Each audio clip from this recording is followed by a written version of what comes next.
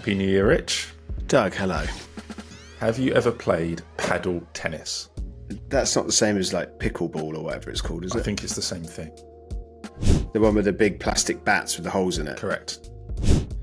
Yeah, no, I haven't seen it. They play it at my local tennis club, which I do actually have. I'm not just saying that like that. It's literally down the road. They, the old retiree folk, they play that down there every like Tuesday or Wednesday night. So it's massive in like Latin America. A lot of the like Brazilian and Spanish footballers play it. But it's not very big in the UK at the moment. But I played it last weekend. Unbelievable sport. And you'd be good at it because you've got good coordination. You could get around the court. You'd be good at it. None of this is justified or understood, but yeah, okay. You need to give it a go. But what's interesting? So let me just quickly describe the sport. So it's basically tennis, smaller court, bigger bat. Like walls around the outside, so it just bounces back in off the walls. Essentially, it's a version of sort of split between tennis and squash. Squash, yeah, I was going to say. What's good about it is just that it's way easier to just pick up and play than like tennis. And Is the ball hard? It's like a tennis ball, similar. And it's easier because you don't get there's no strings, right? So it doesn't spring off as hard. You don't hit it as hard, right? Yeah, it doesn't come at you as fast, and also it can like bounce off the back wall, and it's just a lot smaller. I think if you were mismatched in terms of quality, it would still make quite a big difference. Probably not as much. It's a bit of a leveler, a little bit, but also like if you're two people that just don't play racket sports, could just pick up and play, and you're good to go straight away. I'm pretty shit at tennis, but I can play. I had a great time playing this. So from a business perspective, there's one in Southend. They basically shoved it on. There were these two shitty old concrete tennis courts. Some guy bought the land and then put up this centre. So there's 4 paddle courts. Cost him like $400,000 to do that. Including the purchase, I hope. Yeah, just to get the thing stood up. Right. So I was chatting to the manager, and he said that they're not yet making money. But what's interesting about this is I feel like this is really just at the start of a trend. Like, there's 250 courts in the UK, which is nothing. Like, it is incredibly early in paddleball. I think it's going to take off. I think in 10 years there'll be 10 or 20 or 50x that in terms of courts, because it's easier to play. It doesn't take up as much space. And I think once you play it, I'm going to play again. Like, it's really, the product is phenomenal. So my question to you is, if your life depended on it, where do you go business-wise here? Because this guy, ex-banker, is trying to like build little centres. So he's trying to stand up all these centres around the country and make them make money, which I think maybe they can, maybe they can't. But what other things can you do in a sport that's going to grow 10 to 50x in the next 5 or 10 years? I don't know whether this is a business opportunity, but one thing that may exist already in the UK, but definitely helped. If you've heard of foot volley, basically volleyball, but with your feet, and it's a Brazilian thing again. So my friend set up a league in Brighton and South East. This is Neil, isn't it? Well, it's Neil and a guy called Ben, yeah. They both did it. Yeah. But they set up the organisation, they set up the team, and then those team people will be able to lead out and meet other teams around the country. And he's even been to Amsterdam, he's been there all over the place. So there is something about an organisation, federation that needs to exist to be able to bring the community together, to develop the community, and then there's a strength of all against, as opposed to an individual, to be able to promote that sport. I don't know the model of owning the physical assets and renting them out. I've never seen that golf courses or tennis courts or anything, or football pitches. Maybe Astro makes quite a bit nowadays, but I've never seen it as a huge moneymaker, just because of the fact that it is so localized, right? People have got to come to that rather than you going to people, and that's always going to be a challenge. Yeah, I think it's probably... Have you got any ideas? So I think there's probably... So I definitely think our world of this, which is a content site, I think would be a decent way to do it. And you just make money off of... You probably sell products, I would imagine. I think that's probably the best way to monetize traffic here, selling like the bats and the balls and that kind of stuff, because you can have your own equipment. I think there is probably money to be made with the venues, but I don't think anyone yet has worked out like the unit economics of it. So I think it sounds to me like a 4-court unit doesn't quite work.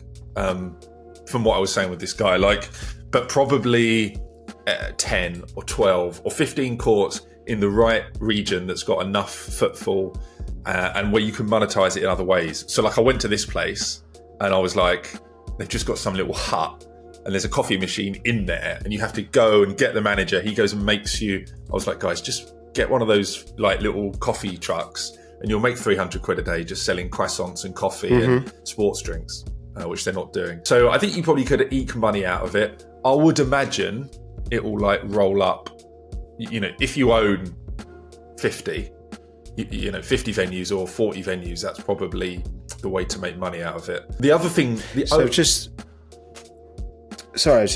going to say, I've just looked at Nottingham paddle tennis, and down by Meadow Lane, which is basically industrial, they've got 4 courts, state of the art. Looks like this would have been pretty expensive to put in, but all of the evenings are booked. Yes, booked. Post six, booked. Empty during the day, which is obviously a challenge for a business like this, right? Is occupancy. But fascinating that I didn't even know that was there, and it's fully booked every day of the week. In the evening when I would be able to play. So content. So owning the physical stuff, I think, could work, but you'd need a lot of money, and that's kind of a private equity play. Content, you could definitely drive traffic. There is a lot of traffic for paddle tennis. You could have a website with 10, 20,000 unique visitors a month pretty quickly, and then you could sell them bats. What about creating some kind of... Do you remember your mate that was setting up a golf league? So people would go to a sim and then they'd play. If there was a way of setting up an app where people could play and then they could go into some kind of national competition or get a ranking or something like that, I feel like there's an opportunity there. And then I saw one, which I think which is called Paddle Fam, which is finding people, other people to play with. I don't love those businesses. How can you keep making money out of that? Once you found your mates, that's it. You just sack off. Yeah, it's leakage, isn't it? It's gone. Yeah. So your life depends on it. You have to make a success out of the paddle industry in the UK in the next 5 years. What's your play? I think I would be a destination site. That's what I would probably do. I think I would, because that's what I know. We both agree we wouldn't do the physical sites. It's not really possible. Could you go and could you be a content creator on YouTube potentially? I've just had a look on that. It's not exactly full of anyone particularly doing content around paddle tennis. So, and it's a very, well shot, well filmed, training, teaching, lessons, all of that stuff through YouTube or something like that could be good.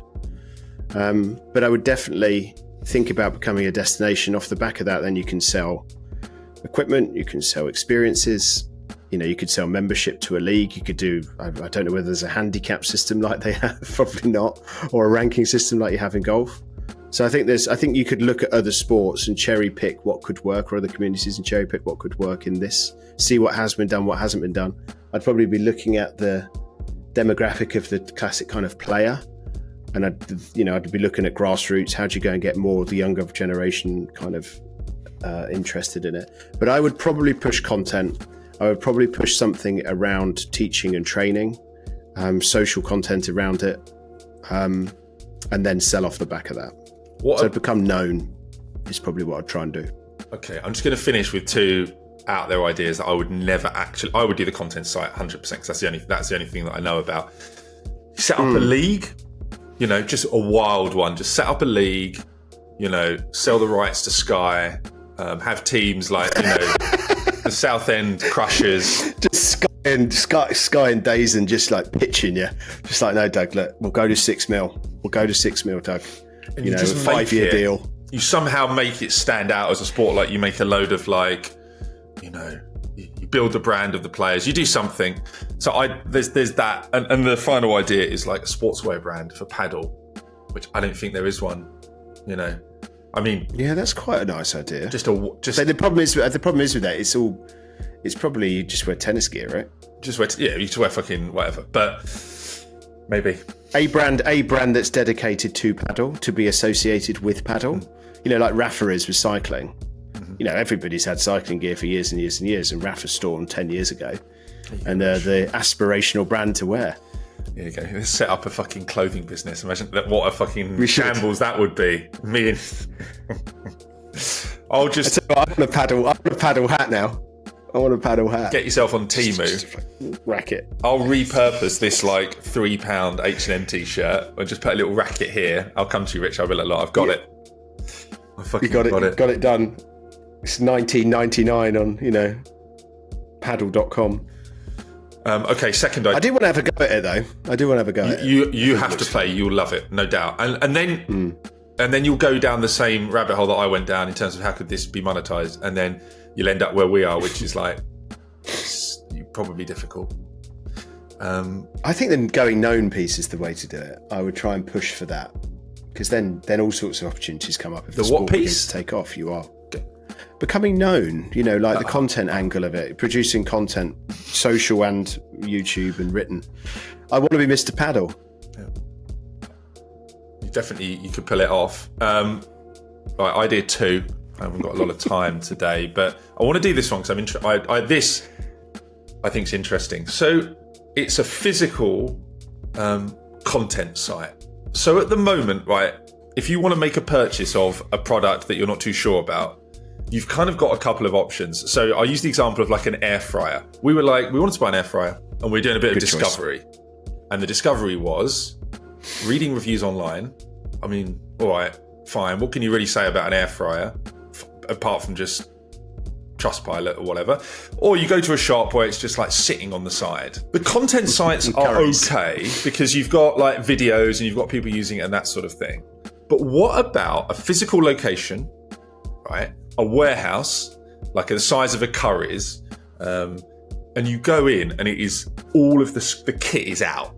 So you've got your air fryer section and you can just go and you can just start fucking using it. So you can, there's like kitchen tops, there's your air fryers, you can, there's a little bit of food that you can just kind of fry or whatever.